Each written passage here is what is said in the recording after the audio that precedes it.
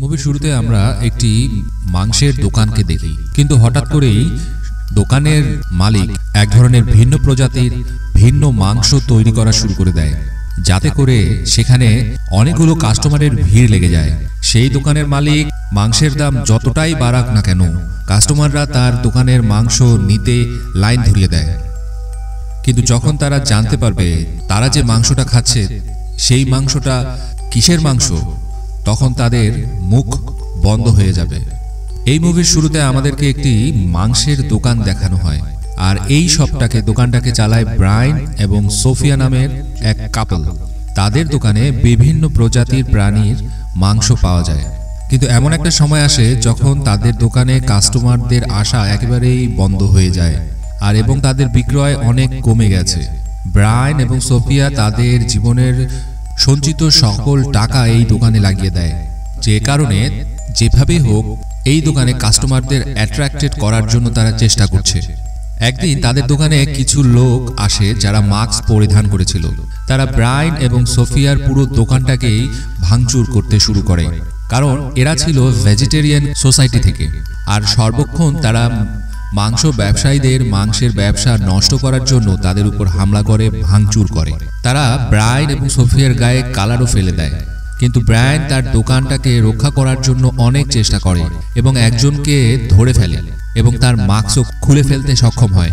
কিন্তু সেই মুহূর্তে তার বন্ধুরা তাকে সেখানে চলে আসে এবং ব্রায়ানকে মেরে তাদের বন্ধুকে সেখান থেকে উদ্ধার করে পালিয়ে যায়।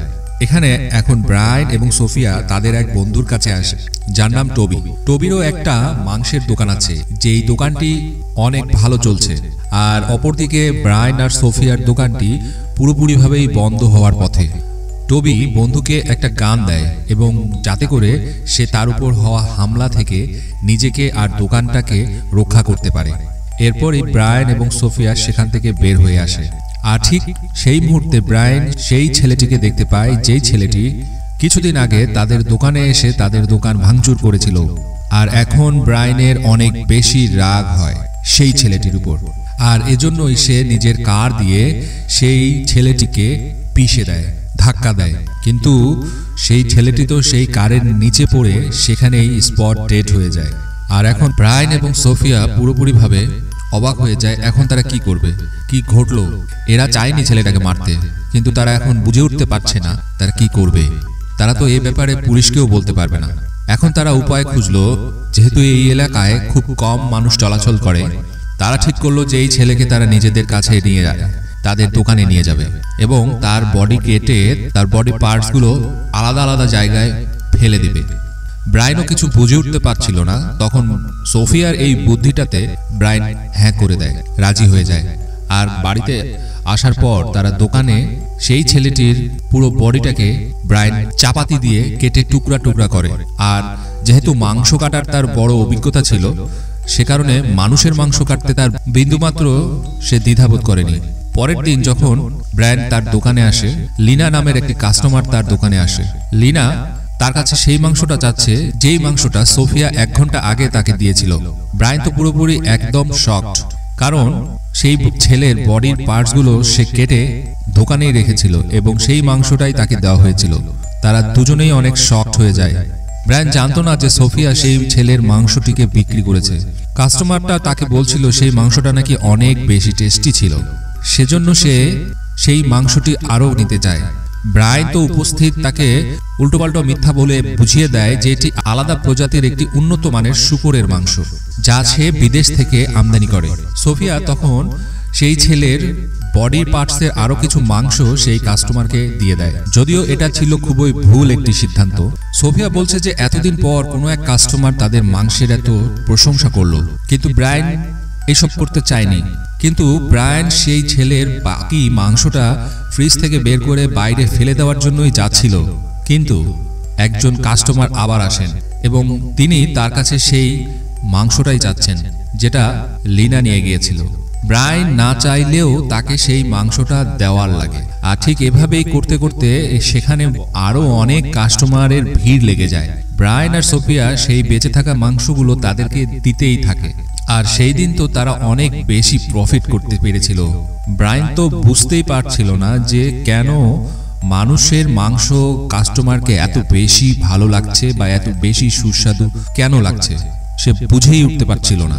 এই বিষয়টাকেই পরীক্ষা করার জন্য সে সেই ছেলের মাংসটি রাতের ডিনারের জন্য রেডি করে এবং সে টেস্ট করে দেখে আসল ব্যাপারটা কি। আর খাওয়ার পর তো সে আসলেই শকড হয়ে গেছিল, কারণ সে নিজেও এরকম মাংস এর আগে কখনো খায়নি। আর সোফিয়াও টেস্ট করে বলে যে সত্যি অসাধারণ সুস্বাদু এই মাংস। সোফিয়া বলে যে ভেজিটেরিয়ান লোকদের মাংস অর্থাৎ ব্লাড অনেক ফ্রেশ থাকে, যার কারণেই তাদের মাংসের টেস্ট অন্য সকলের থেকে ভিন্ন এবং সুস্বাদু হয়ে যায়।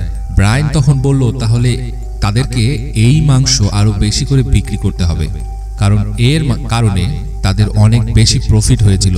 কিন্তু ওই ছেলের ওই মাংসগুলো প্রায় অলমোস্ট শেষের দিকে ছিল, এজন্যই তাদেরকে দ্বিতীয় কোনো প্ল্যান তৈরি করতে হবে। আর এখন থেকে শুরু করলো তারা ভিন্ন ভিন্ন ভেজিটেরিয়ান লোকদেরকে মার্ডার করা এবং তাদেরকে মেরে তারা নিজেদের শপে নিয়ে আসে এবং তাদের কেটে কেটে তাদের মাংস বিক্রি করা শুরু করে দিল।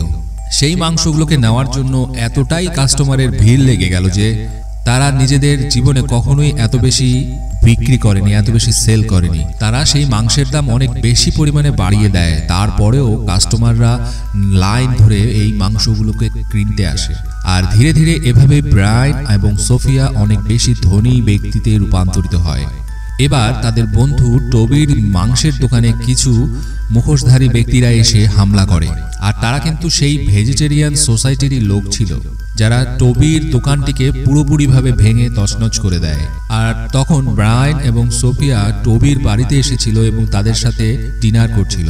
ব্রায়ান এবং সোফিয়া তো অনেক বেশি ধনী হয়ে গেছে আর তাদের মাংসের দোকানও অনেক ভালোই চলছিল।